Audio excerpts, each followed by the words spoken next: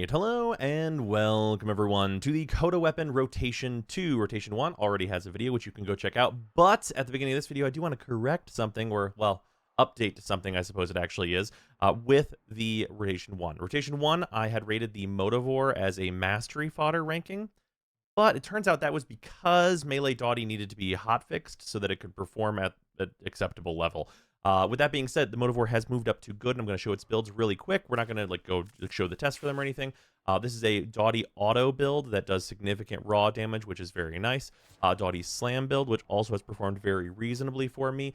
The Dottie Auto is probably the most fun of them, but through testing, obviously whenever you switch the valence to electricity, this has performed still the best for me. Influence is still like the best thing to be using on it.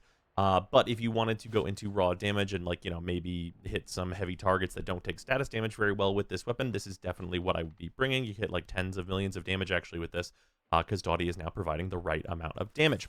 With that little update out of the way, though, we have a lot of excellent weapons to talk about, as Rotation 2 is considerably stronger than Rotation 1, starting with probably the best of the bunch, being the Bassocyst. The Bassocyst is an absolutely phenomenal weapon that actually has a couple of different builds for us to talk about. First and foremost, this is a setup that is using semi-shotgun cannonade, so we do not get to modify our fire rate, and then is otherwise kind of doing regular stuff. We have, you know, the need for a lot of this straight-up damage. We have a very good headshot multiplier on this weapon that we are able to increase further with primary deadhead, and this weapon has a really easy time building up primary deadhead because the very wide shot will headshot very easily. Especially if we are aiming at heads. And also we are on Galvanized Savvy, so we're on the multiple great statuses that this weapon gets access to. We have Viral, Heat, Blast, and Radiation on our main fire. On the alt fire, we get Impact and Magnetic as a guarantee, so we don't have to build Magnetic into the build or take it as our Valence bonus, and we'll still be able to proc that status, meaning that we have a very easy 6, if we ever need it for whatever reason, amount of damage types for Galvanized Savvy, which is a big increase to our damage. That, of course, is on top of this being one of the weapons that this is bugged on to multiply our damage alongside our regular damage modifiers, meaning that we get hilarious numbers out of this weapon. It would probably be the way to do it, even if Galvanized Savvy wasn't still bugged, but it is bugged to our benefit on this weapon. It's worth noting I am on Chilling Reload. I prefer the little bit faster reload, even though this weapon doesn't need to reload very often, versus running another 60/60 mod. You could really probably go either way with that, and we have plenty of capacity to play around with. Alternatives to this, though, that some people will like, if you want to be able to increase your fire rate, you can run this build instead and forego the semi-shotgun cannonade. If you are going to be boosting your fire rate through abilities like, say, Wisps 1, for example, you can replace Barrage with, like, your prime point blank equivalents and such like that. But basically, if you want to be able to modify your fire rate, then this is what I would run. Or if you just prefer the higher fire rate, they both perform very, very well. Obviously, the only place you're getting the main damage from, though, here is Deadhead, so you will have to build that up before you get that multiplier with Savvy. Otherwise, there is one other build that I found to be funny and interesting with this, which is a gas-based build. This basically, you go in and you only swap to Toxin for your Valence bonus. And whenever you do that, you get Blaze, you get all of this base damage, you get Galvanized Savvy, which will also multiply it. And you're basically just going all in on really, really strong gas procs, which has a very easy time at dealing with large groups. We're also on Crux with this, so we have super high consistency to hit a big gas and blast proc. Which is fun. It's worse than the other two builds, though, but it is something that we did try that is worth looking at and thinking about in the future, depending on future balance changes. With that, though, what does this weapon do? Because it does have some special functionality. So it has its main fire, which is just a big old blast. Very reminiscent of the Archiplasmor, although it fires a bit faster by default. And then, in addition to that, we have an alt fire that uses more ammo, that we do need enemies on screen in order to see, and you can see that our reticle is like this mouth, this chompy mouth. If you look at an enemy who is ready for a mercy finisher, it will teleport you to them, and you will do the mercy finisher to them. So this weapon can kind of more cleanly enable mercy finishers, which is interesting. So for this, we will just run this through here a little bit. Showing off the main fire here, as you can see, being like quite strong, especially once you get the Savvy ready to go and kicking through these enemies. It's quite good. The alt fire will build up those magnetic and impact procs, meaning you can get to the finisher very easily. You can see the teleport in there. I will say that the alt fire kind of uses a lot of ammo. You could switch out the deadhead on this build for a crux, and that would make it so that the ammo burden is a lot less, but our weapon doesn't have a huge amount of reserve ammo, so spamming the alt fire is not really a great option. I'd probably more so use it just to teleport in if I happen to see someone who is in need of a mercy finisher, and I'm like maybe doing some of the mercy synergies. Of course, you can get things like 50% strength, more energy, healing, reloading out of your Parazon. And that's all interesting, but I don't think something that's going to be the main build around for this weapon. But the damage itself is fantastic. Like, the damage output is stellar here. It is going to be just taking out enemies left and right. Like, it has, you know, obviously you just uniquely kind of get blast on the main fire, which is what you'd want. And you get magnetic if you need it for XMI on the alt fire, just to prime them up with that. It's a extremely good weapon. Its raw damage is immense. I would say that this is pretty much a strict upgrade to something like the Archiplasmor for the majority of cases, at least. So yeah, absolutely phenomenal. Excellent weapon, does tons and tons of damage.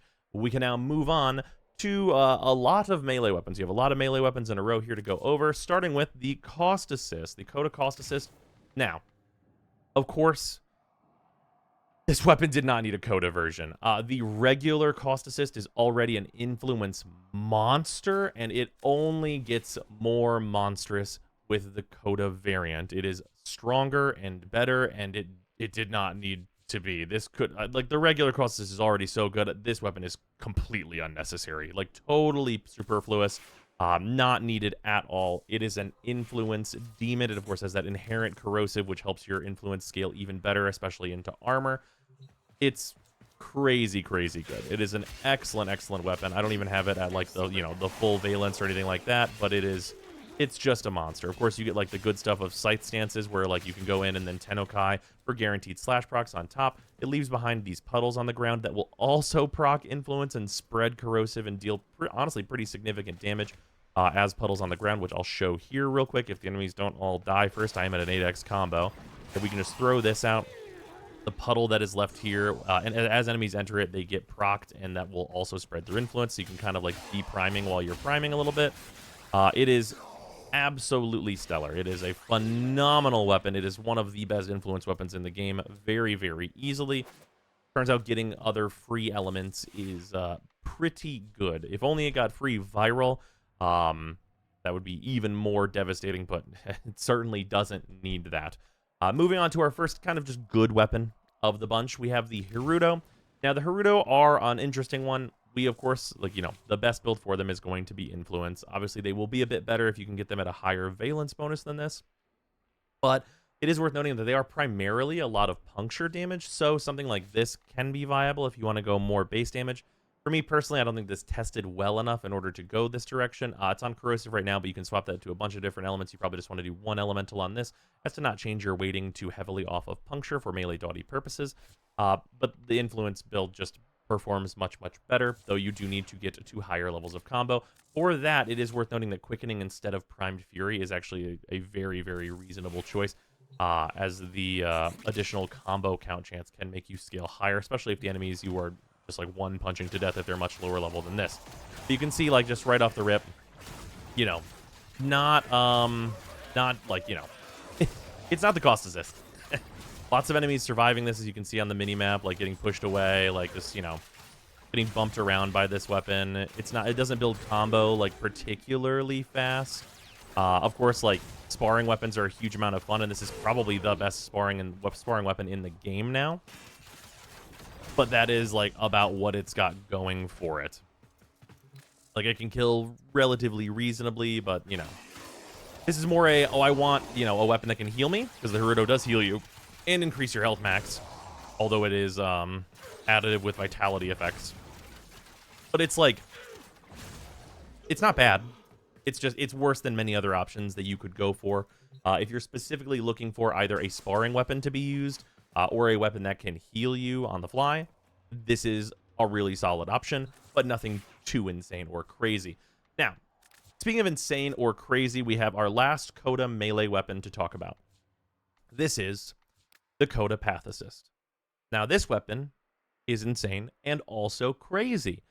This is, I would say, the upgrade to the Zorus that people have been looking for a bit for glaive users. Obviously, the Zorus surpassed the glaive prime with the advent of slash damage becoming less impactful, which is what the glaive is good at. And of course, the introduction of influence, which the Zorus absolutely was built for. The Coda Pathocyst is not necessarily built for it to use influence, but it certainly can use influence very effectively, and it has built-in viral damage. So spreading viral damage along with the very powerful electric procs you can get out of influence is just incredibly, incredibly strong. Even on a baseline level of just throwing this thing, even before you get to build combo for free off of your galvanized mods, the amount of damage that it's going to output once influence is procced is pretty ridiculous. I mean, that was like, yeah. Now with our combo actually built up, yeah. It also leaves these little creatures, these little maggots running around that will draw aggro from enemies that are alive, which is like a minor bonus. They do also explode for viral damage and do their own thing. But the output of this on groups is just phenomenal. Like, absolutely incredible just ability to just take out groups. Just, I mean, like, it's, you know, it's a glaive, so it's basically a grenade. But this is by far the most effective one in the game. Obviously, we're on an electric valence bonus for that. Absolutely ridiculous. Incredible, incredible melee weapon. A welcome addition to the glaive lineup. And honestly, maybe the weapon that is like the clearest upgrade along the path that you could take through Warframe, where you'll have like the Zorus, and that'll be really great. But at MR17, if you're looking for a glaive, this is the upgrade. There's not another place to go once you get the Zorus, but this is now the place to go. So I think it actually has a much higher justification for its MR17 than many other of the Coda weapons. With that, we have another primary to check out, and that is going to be the Coda Synapse, is our last primary. This weapon, I like it. I like what it's up to. I think it's pretty effective, and, you know, it's the lowest of the excellence, maybe because it is like very single target, but it has a good bit going for it, and on single target fronts, it can do quite well. So this is a crux setup for it, for us getting, of course, tons and tons of statuses to go alongside our very consistent crit chance. We are a viral, corrosive, and heat weapon, which does have significant merit, and we are on aptitude to also get some more damage out of that. And of course, crux is all the status we're ever going to ever need. And then just kind of the usual suspects otherwise here. And it performs well. I think that this is like a very, very solid weapon that is maybe more, people are more down on than they should be, I think. It also gets a headshot damage bonus, so of course you're able to muck through enemies even before your aptitude kicks in very, very easily. And I think that this performs really well. Obviously, it's going to be a thing that you're going to want to fire down hallways or like enemies that are lined up, because it is not a like proper true AoE weapon, but the damage output is significant. If we look at kind of our demo setup, the demo that we usually test on here, obviously they are weak to corrosive, which we do have some damage of in the build. But like with that headshot damage, like it performs pretty well. Like it's really not bad at all. And this is on a crux build, which is more status focused. On something like if you swap it to Deadhead, it actually is significantly faster even than that at clearing a tough enemy. So I think it's actually like just barely eking out into the excellent tier there, but it is the lowest of the excellence on this side. And moving on, we have a weapon that I have rated as good, which is the Tysis. It is our last secondary and our last Coda weapon overall. I gotta say, I like this thing. I like this thing quite a bit. Of course, can be dual wielded with the Pathocyst here, but we'll just show it normally. Slap the Caustacyst on.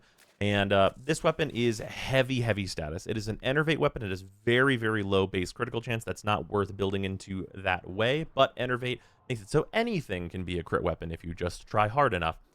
With this weapon, there is one thing that I would like to note, and it is very important, and it is that this weapon's projectiles are slow.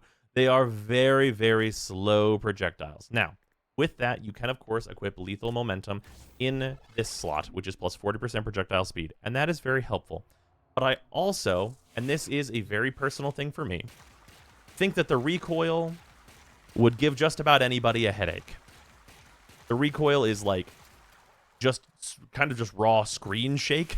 And for me, the projectiles being slow is a problem, but having a headache while using this weapon is not ideal, let's say. So I go for steady hands on this instead, even though the faster projectiles are going to make it much easier to use. Steady hands makes it comfortable to use for any period of time instead. Other than that, this weapon performs really well. It is a absolute status monster. We have a ton of statuses here, with our valence bonus being magnetic. We're on viral, corrosive, magnetic, puncture, slash, impact, heat, with heat being our primary most weighted element, which is of course stellar. And this just kicks out a million statuses. We use galvanized shot, and we are just, we get semi-pistol cannonade, so we have like the punch through and everything, and the 300% damage here. It's right, absolutely phenomenal weapon for just like, chunking single target damage and applying a ton of status. Even on heavier weapons, or heavier enemies rather, it performs quite well. And so like the only real problems I have with this weapon are that I would love to make the projectiles faster if the recoil at its base level did not absolutely make my brain want to die. Because like the output here, really, really nice. It is, of course, pretty much a single target weapon though, and it is slow, and the projectiles, as you can see, I can like aim off the projectiles where they're going to go. So tracking enemies that way is actually like less than ideal without a speed increase there. But its damage output is good. Even on a demo list, which I probably wouldn't bring this to fight, it performs quite well. Just racking up huge amounts of statuses, which is more so what this is for. As you can see, it just rocking tons and tons of status and taking that enemy out fairly reasonably. But yeah, it's a weapon that I like and that performs very well. I just don't like it with its base recoil being an absolute nightmare for me personally. And if you like the recoil on this weapon for whatever reason, maybe it breaks into excellent for you. But for me, the way we're at right now is that we got 4 excellent weapons that I could recommend to basically anybody in the form of the Bassocyst, the Caustacyst, the Pathocyst, and the Synapse, to a lesser degree than the other 3, to be fair. And then the Hirudo and the Tysis are perfectly good, like weapons. Like I said, the niche for Hirudo does exist, and the Tysis, of course, being the secondary this week, has a bit of merit there as well, and its damage output is quite nice. But yeah, that's going to do it for all of the Coda weapons. Hopefully this video has been helpful to you. If you're on Rotation 1 and you didn't see the Coda weapons that you're seeing in Eleanor's store, that means the other video, which should be linked in the description, is the one that you're actually looking for. So go check that out. The Lich Weapons page is now completed, which is the link that is down below. So if you're looking for any of the Kuva, Tenet, or Coda weapons, they are all rated and given builds and all of the good business over on Brozime.com. So yeah, with that, that's going to do it. I will see you tomorrow. Hey everybody, it's time to thank the patrons that are hanging around and supporting the channel. So, to start with that, the $10 patrons are Atheon, Alex Farnham, Arbiter Daydream, Barkus, Benuven, Plotomatic, Brutus Salazar, Candelathra, Blob World, Dylan Dworsky, Athrain, James Harthorn, JC4 Science, Josh, Luzanth, Vicophil, Michta, Nerve, Ruby, Sanyu, Sharp247, The Coupon of Death, Waifu Wars, Wodad01, and Zeraphir. Also, thanks, of course, to all of the other patrons for supporting the channel. It is much appreciated. It's a little sneak peek on what we're getting into. There's going to be a lot more of these kind of big re-reviews of weapon types and their new builds and stuff, as things changed a lot at the end of last year. And of course, there's also planned new free-to-play before we get into any more big updates. So look forward to that.